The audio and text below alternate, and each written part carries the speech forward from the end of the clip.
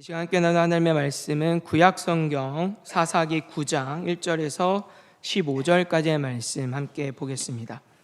사사기 9장 1절에서 15절까지의 말씀, 구약성경 376페이지 377페이지 전후에 있는 사사기 9장 1절에서 15절까지의 말씀, 우리 한 절씩 교독하여 읽으시고 마지막 절 합독하여 읽겠습니다. 여룻바알의 아들 아비멜렉이 세겜에 가서 그의 어머니의 형제에게 이르러 그들과 그의 외조부의 집에 온 가족에게 말하여 이르되, 청하노니 너희는 세겜의 모든 사람들의 귀에 말하라. 여룻바알의 아들 70명이 다 너희를 다스림과 한 사람이 너희를 다스림이 어느 것이 너희에게 나으냐?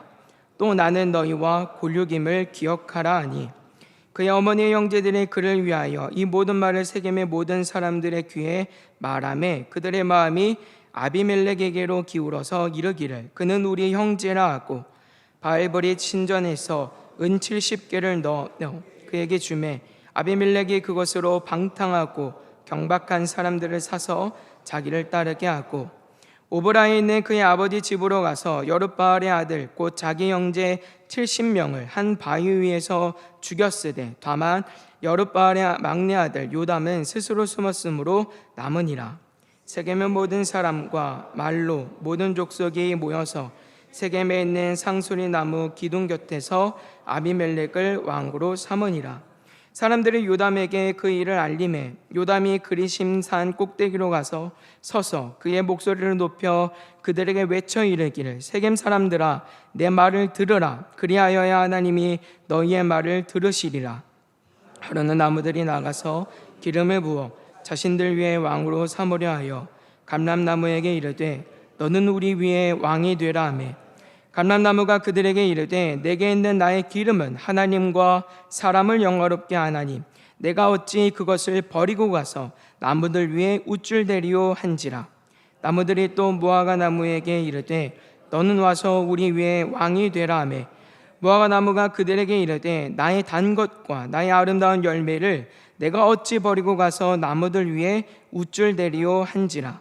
나무들이 또 포도나무에게 이르되, 너는 와서 우리 위에 왕이 되라 하매, 포도나무가 그들에게 이르되, 하나님과 사람을 기쁘게 하는 내 포도주를 내가 어찌 버리고 가서 나무들 위에 우쭐대리오 한지라. 이에 모든 나무가 가시나무에게 이르되, 너는 와서 우리 위에 왕이 되라 하매, 함께 했습니다. 가시나무가 나무들에게 이르되, 만일 너희가 참으로 내게 기름을 부어 너희 위에 왕으로 삼겠거든 와서 내 그늘에 피하라. 그리하지 아니하면 불이 가시나무에서 나와서 레바논의 백향목을 사를 것이니라 하였느니라. 아멘. 이 시간에는 본문 말씀을 중심으로 예수로 충만한 삶이라는 제목으로 함께 은혜를 나누겠습니다. 오늘 우리가 함께 읽은 본문 말씀은 기드온이 죽은 뒤에 그의 아들인 아비멜렉이 스스로 이스라엘의 왕이 되고자 했던 모습과 또 이 모습들을 요담이 하나의 비유 또는 우화를 통하여서 이 비판하고 있는 내용을 기록하고 있습니다. 우리가 오늘 본문 말씀을 좀 잘 이해를 하려면 그 앞에 있었던 내용들을 우리가 좀 생각해 볼 필요가 있는데, 8장 30절과 31절은 이렇게 말씀합니다. 기드온이 아내가 많음으로 그의 몸에서 낳은 아들이 70명이었고 세겜에 있는 그의 첩도 아들을 낳았으므로 그 이름을 아비멜렉이라 하였더라. 아멘. 오늘 본문에서 아비멜렉의 그 출생에 관련된 내용들을 소개를 하고 있는데, 우리가 이 말씀에서 눈여겨볼 점은 기드온이 스스로 이스라엘의 왕으로서 얼마나 호의호식하며 살았는지를 보여주고 있는 말씀이에요. 성경에서 자녀는 분명 복입니다. 자녀는 많으면 많을수록 그것은 하나님께서 주신 중요한 복은 맞아요. 그런데 오늘 이 말씀에서는 그런 의도로 말씀하는 게 아닙니다. 지금 성경에서는 기드온이 아들만 70명을 얻었다 말씀하고 있는데, 딸까지 포함한다면 100여 명이 넘는, 몇 명이나 될지도 모르는 수많은 자녀들을 얻었다라고 하는 것들을 우리가 볼 수 있어요. 그리고 이런 내용은 당시 이스라엘 공동체 안에서 기드온이 얼마나 왕으로서 그 권력을 가지고 살아갔는지를 보여주고 있습니다. 왕이 누릴 수 있는 모든 권한, 모든 권세, 부와 쾌락을 다 누렸던 사람이 이 기드온의 말년이었던 거예요. 심지어는 자신의 아들의 이름을 뭐라 짓습니까?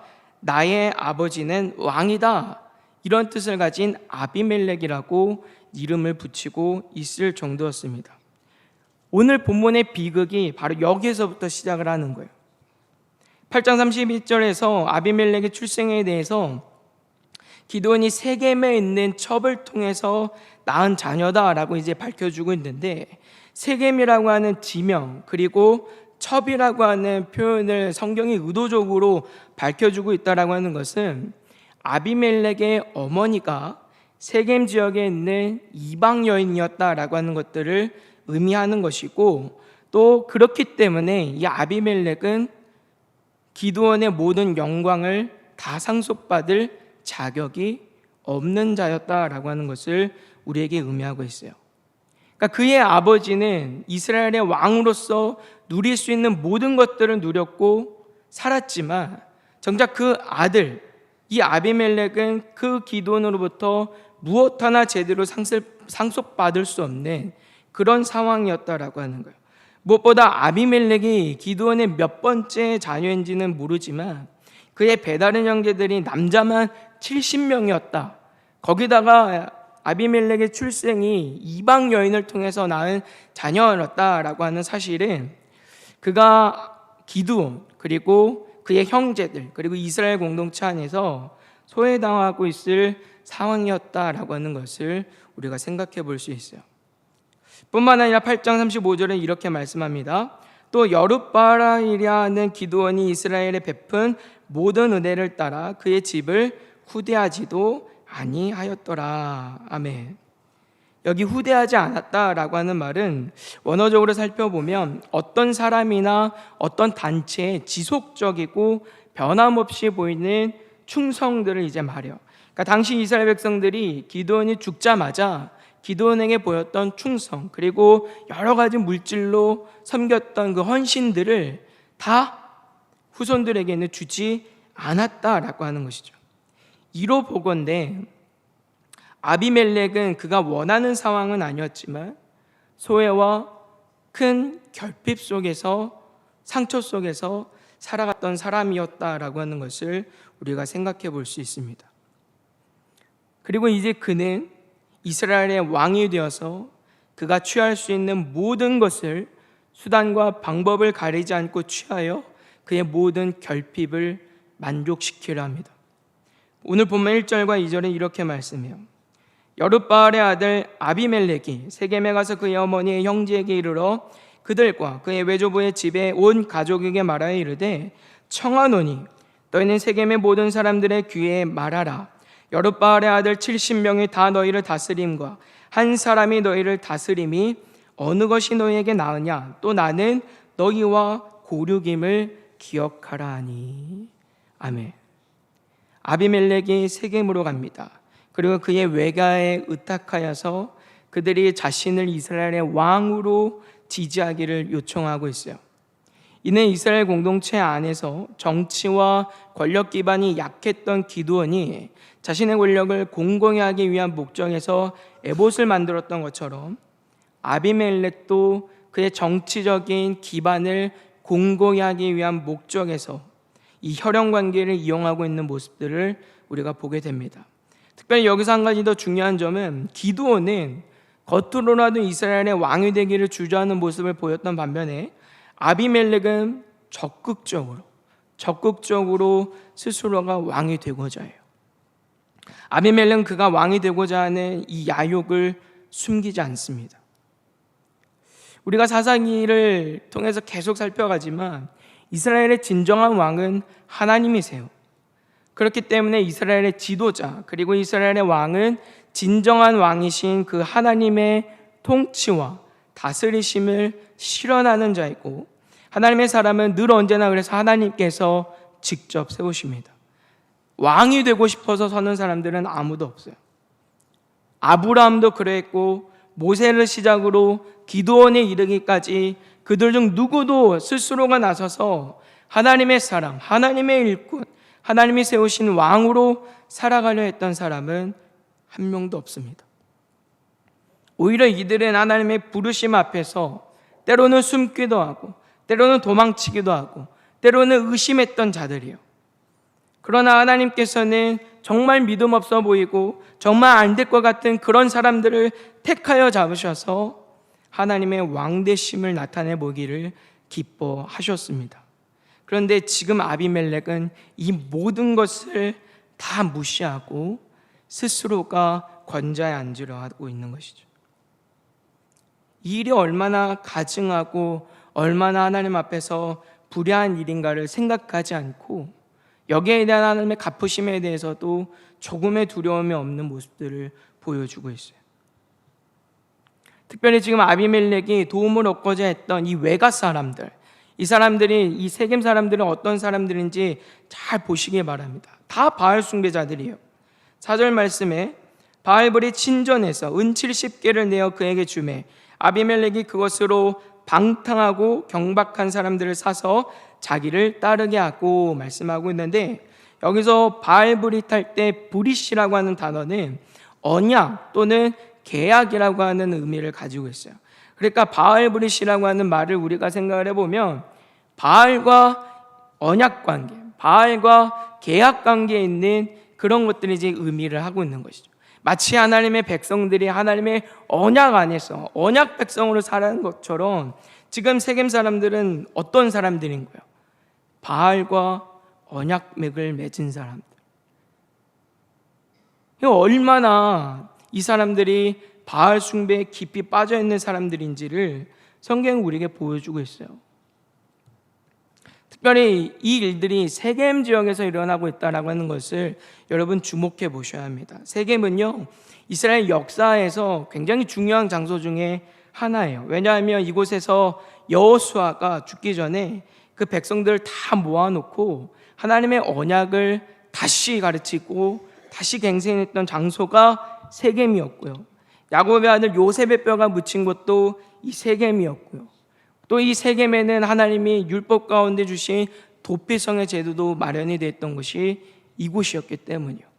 그러니까 이 세겜이라고 하는 것은 실상은 하나님의 은혜, 하나님의 사랑, 하나님의 언약과 굉장히 밀접한 관련이 있는 지역임에도 불구하고 지금 이곳에서 바알을 숭배하는 일들이 만연했다라고 하는 것, 이런 점들은 아비멜렉이 지금 도움을 청하면 안 되는 자들, 절대로 가까이 하면 안 되는 자들을 힘입어서 이스라엘의 왕이 되고자 했고, 이 일들이 하나님 앞에서 얼마나 큰 죄악이었고 얼마나 큰 불법이었는지를 우리에게 말씀하고 있어요. 그래서 오늘 성경에서도 이 아비멜렉을 소개를 할 때 기드온의 아들이 아니라 여룻바알의 아들로 소개를 하고 있죠. 여룻바알은 우리가 앞에서 본 것처럼 바알이 싸울 것이다, 바알과 더불어 쟁론할 것이다, 이제 이런 의미를 가지고 있는 이름인데, 기드온이 바알과 아세라상을 다 찍어 무너뜨린 이후에 그의 아버지가 붙였던 별명입니다. 그런데 지금 성경은 이 이름을 의도적으로 계속해서 보여주고 있는 거예요. 기드온의 아들 이렇게 표현할 수도 있지만 성경은 의도적으로 여룻바알의 아들 아비멜렉이라고 하는 이 표현을 통하여서 바알의 헛됨과 그들의 무력함들을 드러내야 하는 이 아비멜렉이 오히려 세상의 악과 바알의 헛됨에 빠져서 하나님을 두려워하지도 않고 하나님을 떠나 살아가고 있는 그런 모습들을 아주 의도적으로 우리에게 드러내주고 있어요. 그리고 그 죄악의 참혹함과 이 비참함이 그가 행한 절정에서 이제 나타납니다. 5절 말씀에 이렇게 말씀하세요. 오보라에 있는 그의 아버지 집으로 가서 여룻바알의 아들 곧 자기 형제 70명을 한 바위 위에서 죽였으되 다만 여룻바알의 막내 아들 요담은 스스로 숨었으므로 남으니라. 아멘. 4절 말씀에서 아비멜렉이 세겜 사람들로부터 얻은 은 70개를 이제 받아서 한 일이 무엇인가 보면 용병을 사는 일이었어요. 그리고 이 용병에 대해서 성경은 방탕하고 경박한 사람들로 우리에게 이제 소개를 하고 있는데, 이 단어의 의미들을 우리가 좀 생각을 해보면 굉장히 무례한 사람들이고 분별력이 없는 사람들이고 그 행동이 방종한 사람들이라고 하는 의미를 갖습니다. 그러니까 이 사람들은 아비멜렉과 마찬가지로 자기를 절제하지 못하는 사람들, 자기의 욕구와 자기의 만족을 채우기 위해서라면 무슨 짓이라도 하는 사람들, 자기를 다스릴 줄 모르는 사람들, 자기의 욕구만 채울 수만 있다고 한다면 무슨 일이라도 할 수 있는 굉장히 거칠고 포악한 사람들이라고 하는 점들을 우리에게 보여주고 있어요. 그리고 이 사람들과 함께 아비멜렉이 한 일은 무엇입니까? 오브라로 향하여서 그의 형제 70명을 다 살해하는 일이죠. 왕이 되어서 군림하기 위해서. 그래서 그가 가지고 있었던 소외와 결핍과 아픔과 자기가 채우고자 하는 모든 욕구를 채우기 위해서 그는 그의 피로 나눈 형제 70명을 살해하는 이 동족 상잔의 비극을 자행합니다. 특별히 한 바위에서 죽였다라고 하는 표현을 여러분 주목해 보시길 바라요. 굉장히 악한 일이에요. 여기서 한 바위에서 죽였다라고 하는 말은 아비멜렉이 70명을 한 장소에서 동시에 목숨을 취했다, 이런 의미가 아닙니다. 한 명씩 세워두고 차례대로 그 목숨을 취했다라고 하는 의미가 있어요. 왜 아비멜렉이 이렇게 했을까요? 오브라를 비롯하여서 다른 이들이 이 아비멜렉에게 대항하지 못하도록 하기 위한 목적이었어요. 생각하기에도 정말 끔찍한 일이지만 여러분, 70명이나 되는 사람들이 차례로 그 목숨을 잃어가는 장면들을 내가 지금 보고 있다고 한번 생각을 해보세요. 얼마나 수많은 절규와 그 땅에 얼마나 끔찍한 그 피 흘림들이 있었겠어요. 제발 살려달라고. 너가 우리의 왕이 되면 되지 않느냐. 우리만 제발 좀 살려달라고 하는 얼마나 그 절규와 이런 것들이 많았겠어요. 그런데 그 일을 어떻게 합니까? 한 사람씩 한 사람씩 모든 사람들의 목전 앞에서 모든 사람들이 기억할 수 있도록 그 일들을 자행하는 거예요. 이 장면을 직접 보기도 하고 들은 사람들의 머릿속에서는 그 장면이 굉장히 큰 두려움과 공포가 되었을 것이 틀림없습니다. 그리고 이내 우리가 아비멜렉에게는 대항하면 안 되겠구나 하는 그런 마음이 드는 것이죠. 내가 대항했다가는 나도 저렇게 죽게 되겠구나. 그 공포감과 그 두려움을 주기 위해서 아비멜렉은 이루 말할 수 없는 그 끔찍한 일들을 자행하고 있어요.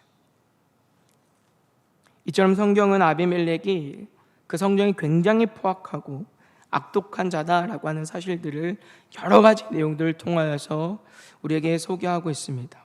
그렇다고 한다면 왜 하나님은 우리에게 이런 아비멜렉과 같은 자의 모습을 보여주시는 것일까요? 이를 통해서 우리가 오늘 배워야 하고 오늘 깨달아 알아야 하는 것이 있다고 한다면 무엇일까요? 하나님께서는 이 아비멜렉의 포악한 성정과 약한 일들을 통하여서 우리가 처한 상황들이 어떠한가를 보이시고 하나님의 품을 떠나서 살아가는 그 죄악이야말로가 무엇인가를 생생한 역사를 통해서 우리에게 가르쳐 주시는 거예요. 아비멜렉은 전형적인 죄인이 살아가는 방식을 우리에게 보여줍니다. 하나님의 말씀을 떠나서 하나님을 외면하고 살아가는 자의 삶의 태도와 방식을 제대로 보여주고 있어요. 세상 속에서 세상이 추구하는 방식을 따라서 하나님을 외면하고 살아갈 때 그 얼마나 악독한가를 우리에게 보여주는 것이죠. 그에게는 하나님의 말씀과 하나님의 기준이 중요하지 않아요. 그는 하나님 앞에서 범죄하는 일을 두려워하지 않아요. 오히려 세상 속에서 내가 가지지 못한 것에 대한 상실과 그 욕구를 더 중요하게 여기며 살아가고 있어요. 그의 욕구와 그의 만족을 채우기 위해서라고 한다면 그는 친형제마저도 해할 수 있을 만큼의 비정함을 가지고 있습니다. 이런 아비멜렉의 모습은 실상은 이 땅을 살아가는 모든 죄인들의 삶과 세상을 그대로 초용해주고 있는 것이죠. 세상의 수많은 사람들이 아비멜렉과 같은 상실과 결핍을 가지고 살아갑니다. 채워지지 않는 갈증과 목마름과 그 욕구를 어떻게든 채우기 위해서 살아갑니다. 경쟁에서 살아남기 위해서라고 한다면 무슨 짓이라도 하는 세상을 우리는 살아갑니다. 내 권리와 내 유익을 얻기 위해서라고 한다면 누군가에게 해를 끼치는 일을 두려워하지 않아요. 제가 볼 때 특별히 이런 부분들은 모르겠어요. 제가 한국 사회에 있어서 그런지 모르겠지만 우리 사회가 더 그런 것 같아요. 한국 사람들일수록 더 그런 것 같아요. 우리 사회는 누가 잘하거나 조금만 뛰어난 사람이 있으면 어떻게 해서든 내가 더 노력하고 발전할 생각을 하는 게 아니라 어떻게든 그 사람을 흠집내고 밟고 끌어내려서 내가 그 위에 서려고 해요. 심지어는 싹조차 나지 않도록 삭초제거나는 그런 악함들도 있어요. 여러분, 근데 그렇게 해서 얻는 영광과 승리의 만족이 있습니까?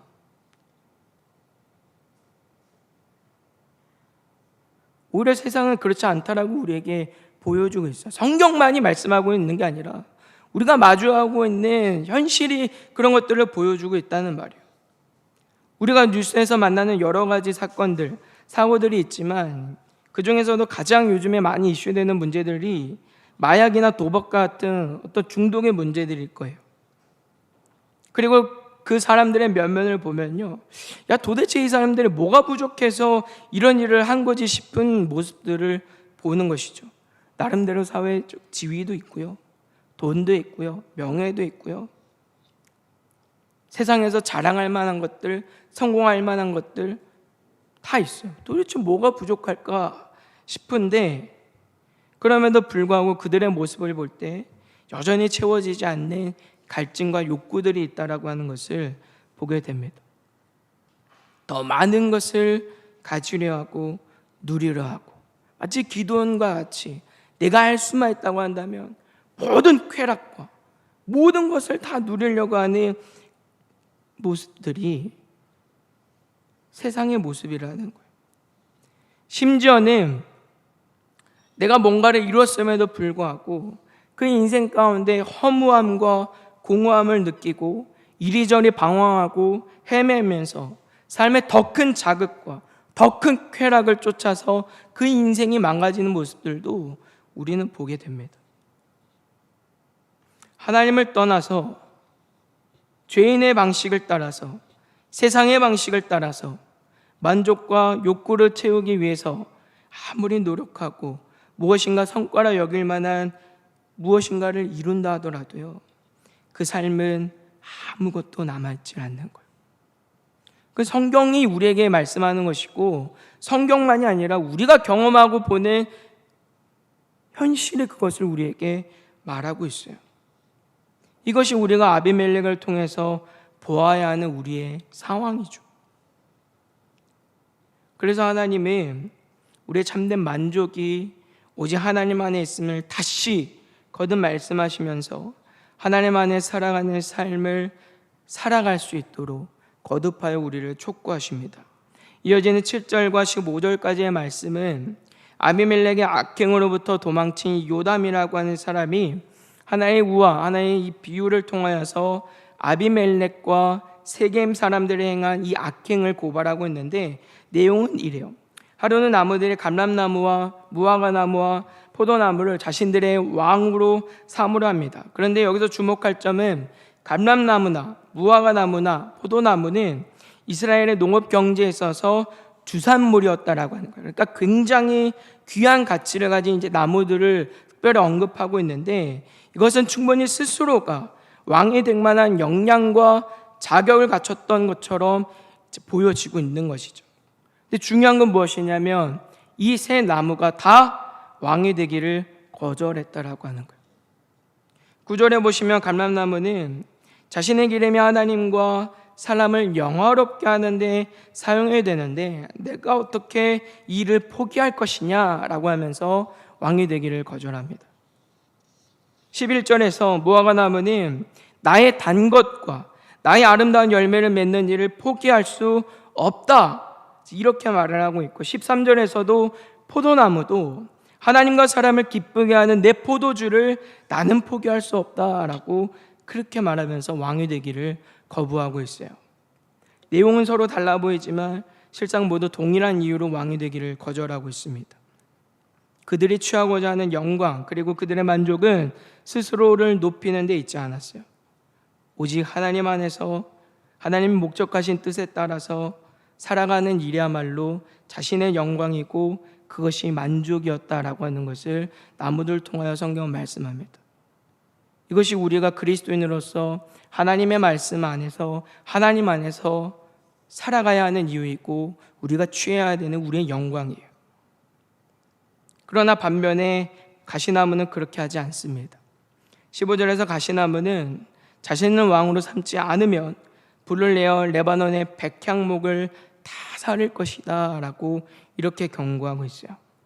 지금 이러한 가시나무의 모습은 자기가 가시나무로서 하나님께 받은 은혜가 있음에도 불구하고 그 은혜를 알지 못하고 받은 사명이 있음에도 사명을 알지 못하고 삶의 목적과 뜻이 있음에도 불구하고 그것을 모르고 하나님을 떠나 살아가는 이 아비멜렉과 같은 자의 모습을 우리에게 보여주고 있습니다.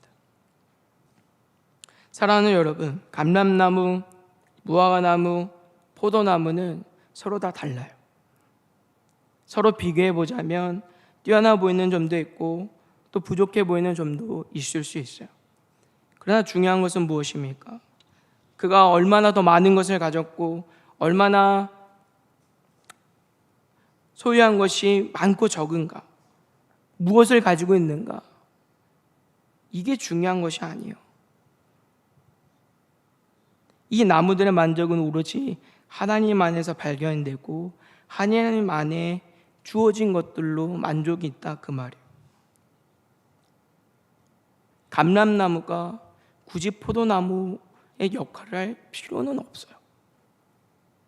무화과나무가 굳이 감람나무처럼 기름을 낼 이유는 없어요. 그렇다고 해서 비난하거나 비판할 이유도 없어요. 그렇다고 내가 상심하거나 낙심할 이유도 없어요.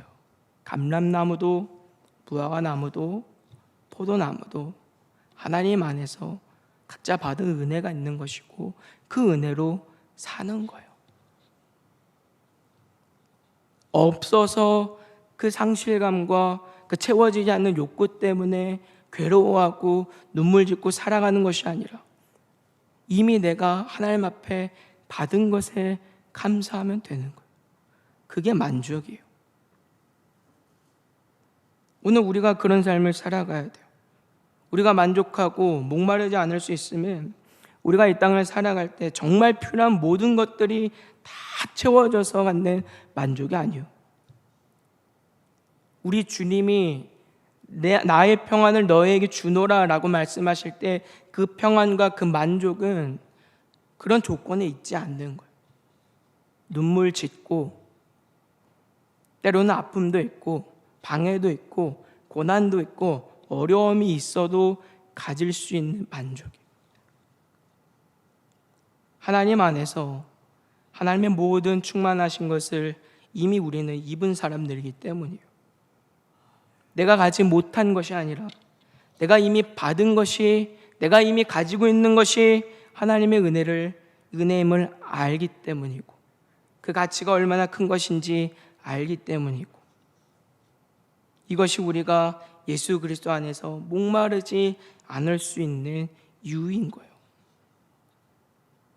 이전에는 내가 하나님의 은혜를 알지 못했고 내가 그래서 가지지 못한 것만 바라보면서 집착하고 낙심하고 살아갔는데 이제는 내가 하나님 앞에 받은 것이 무엇인지 알고 그것이 은혜임을 알기 때문에 내가 갖지 못한 것에 대한 좌절이 아니라 이미 받은 것에 대한 감사와 기쁨이 있어서 그리고 더 나아가서 이 모든 것들을 주신 우리 하나님께서 이보다 더한 것도 주시고 계속해서 채우실 것을 기대할 수 있기 때문에 이제는 우리는 목마르지 않을 수 있는 거예요.